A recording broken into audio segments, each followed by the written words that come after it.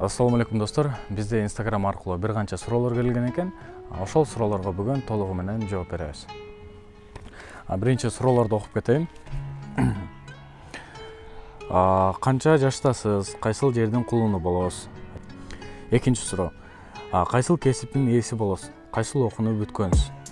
Үчүнчү суроо. Видео жана кино тартканы эмне түрткү болду эле? Үчүнчү сурообуз. Жашоодо өкүнгөн эки нерсеңизди айтып бериңиз дейт. Алтынчысы. Интернеттен канча акча табасыз? Тогузунчу суроо. Бир серияны канча күндө тартып бүтөсүз дейт. Жана 12-нчы суроо. Сиз жакшы көрүп калган кыздын кыздыгы жок болсо үйлөнөт белеңиз дейт. Азыр ушул суроолорго бир четинен толугу менен жооп беребиз.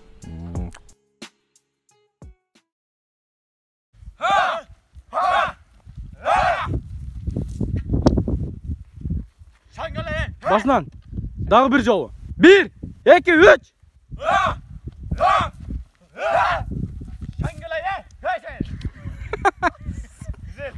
Tamam, Güneytör. Trentör. Ben jet olsam çıktı. Ben hatıra hadi yarın.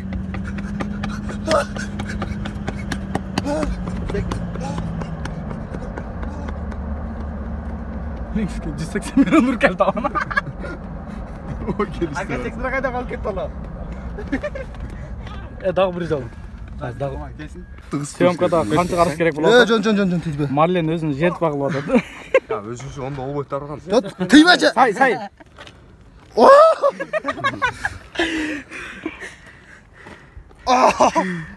Boldu cidden şu. Ya Cidden atlar tatlı.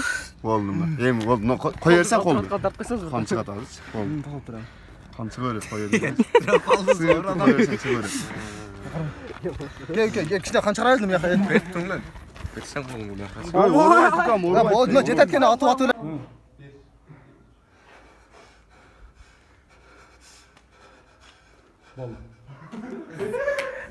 Ketdi.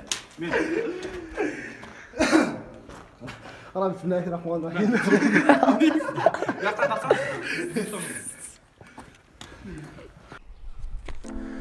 Канча жаштасыз? Кайсыл жердин кулуну болосуз дейт. Мен Жалал Абад областына караштуу Ноокен районунун Рахманжан айылынан болом.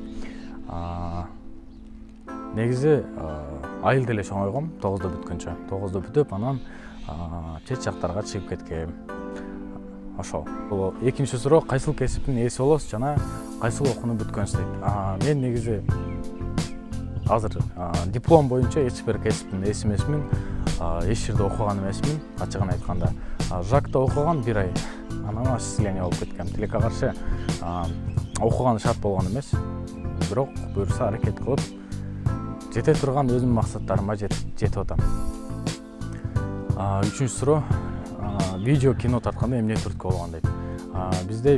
Менде видео кино тартканы эң башкы түрткү бул мектеп маалында башталган. Мен Рахманжан айылындагы Тешебай Орозматов мектебинде номер 8 мектебинде окугам. Ошол мектепте окуп жүргөн учурда бир канча мугалимдер мага мындай активный болчумун. Ошол учурда бир аз мени мактап, сен ушул нерсе менен кетишиң керек, сага ушул нерсе жарашат деп мага ушунчалык мотивация берип коюшкан. Ошондон бери эле ушуга аракет кылып, буюрса ушул нерселер өзүмдүн максаттарыма жеткени аракет кылып атам. Бирок бир туугандарым жактан бир аз эмелер болгон.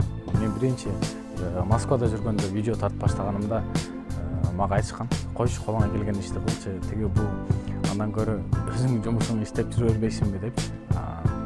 Бирок аларга карабай мен жумуштан чыгып алып видеону тартып жүрө берет болчумун, бирок ошентип жүрүп буюрса ушул даражага жетип келдик. Мен биринчи очередь ошол мугалимдериме терең ыраазычылык айтам.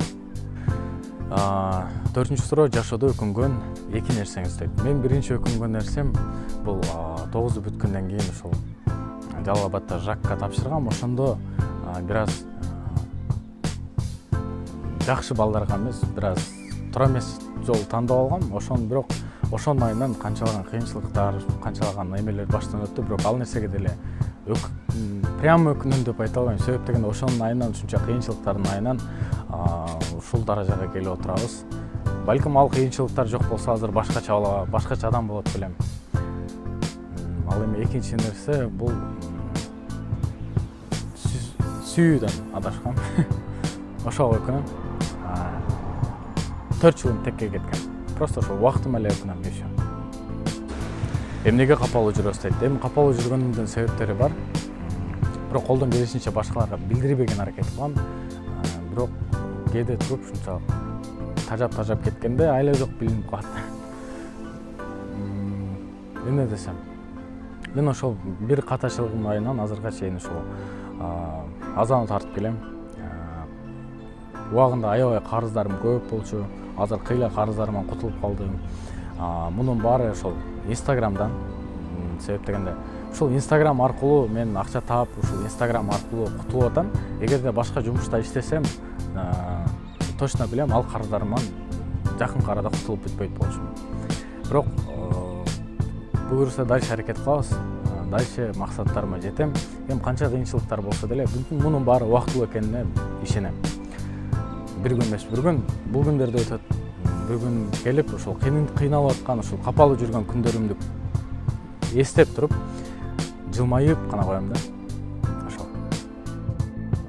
Биздин 6-суроо интернеттен канча акча табасыз дейт. Эми Инстаграм аркылуу Инстаграмдан акча түшпөйт эч кандай. Инстаграмда только реклама аркылуу табасың.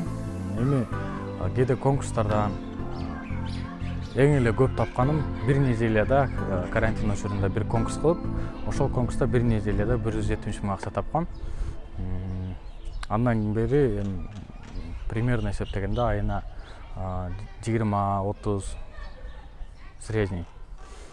Ошондой. Ал эми азыркы учурда YouTube аркылуу иштеп баштадым, себептен YouTube'да просмотрга да акча түшөт. Ошон үчүн азыр чем Instagram'дан караганда көбүрөөк YouTube багытына өтүп атабыз. 7-суроо эмнеге девушкаңыз жок, себеби барбы дейт. Себеби бар. Бир жолу жаңылгам. Ошол жаңылгандан кийин, адам бир жолу жаңылгандан кийин кайра мындай ишенүү кыйын болуп калат экен, коркуп калат экен. Ошондуктан билбейм, азырга чейин мындай өзүмө туура келе турган, же мен ага туура келе турганды таппай атам, мындайча айтканда. Канча бир туугансыз, жана үй бүлөңүз сизди колдойбу дейт. Мен 6 бир тууганмын, 5 уул, 1 кыз. Мен үйдүн эң кичүүсүмүн. Албетте, бир туугандарым азыркы учурда колдойт. Финанс жагынан болбосо да, морально жагынан мынтип колдоп, кичине мага күч кубат берип, поддержка кылып турушат. Бир туугандарым баарына рахмат колдоп турганы үчүн. 10-суроо, сизге коркутуп үркүтүүлөр болгонбу дейт. Албетте болгон. Бирок андай эмнелерге колдон келишинче көңүл бурбаган аракет кылам, жана өзүм аларга аралашпаган аракет кылам. Себеп дегенде ызычуулардан алысмын. Колдон келишинче туура жолдор менен чечүүнү аракет кылам. Блогер болуу үчүн биринчи эмнеден башташ керек дейт. Биринчи очередь блогер болом десең, сөзсүз түрдө өзүңө контент жаратышың керек.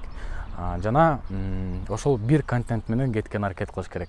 Жана ошондой эле комментарийлерге, жаман комментарийби, жакшы комментарийби, жакшы комментарийлерге албетте көңүл буруп жооп жазып кой, бирок жаман комментарийлерге эч качан көңүл бурба. Себеп дегенде жаман комментарий жазган адамдар, алар жакшы адамдар эмес.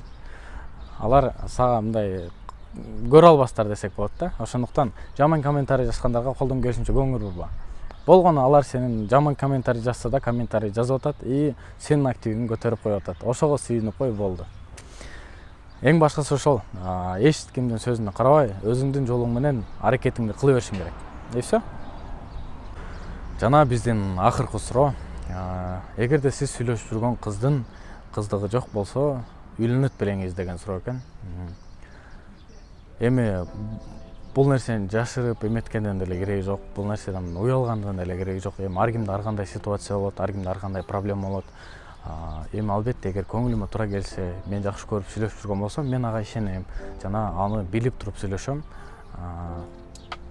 Даже мындай да, эгерде турмушка чыгып ажырашып кеткен болсо деле, бирок баласы бар болсо деле, мен сүйлөшүп аткан болсом, значит мен ал кызга ишенем и жакшы көрөм. Жана ал менен келечекте бактылуу болушума ишенип туруп сүйлөшөм да. Албетте үйлөнөм. Даже эгер баласы болсо, баласын өз баламдай деле көрүп чоңойтканы ишенем өзүмөчү. Эми эң башкысы ал нерседе эмес да, сиз айткан нерседе. Эң башкысы адам бири-бирин түшүнүш керек, бири-бирине болгон ишенич болуш керек, бири-бирине болгон колдоо болуш керек. Жана эң башкысы көңүл болуш керек. Ал эми башка байлык же азыркы суроодогу нерсе эмес да, эң башкысы. Эң башкысы ошол ортодо болгон жылуулук болуш керек. Менин оюмча ушундай. Эми ар кимдин ою ар кандай болушу мүмкүн, бирок лично менин оюм ошондой. Даже баласы болсо деле баласын өз баламдай көрүп чоңойтам. Мага бул эч кандай мындай уят нерсе эмес. Болгону эми ар кимдин ою ар кандай, башкалар башкача ойлойт, мен башкача ойлойм. Эми ар кимдин оюн өзгөртө албайсың. Мен үчүн ал уят нерсе эмес. Мен үйлөнө берет болчумун. Кыскасын айтканда.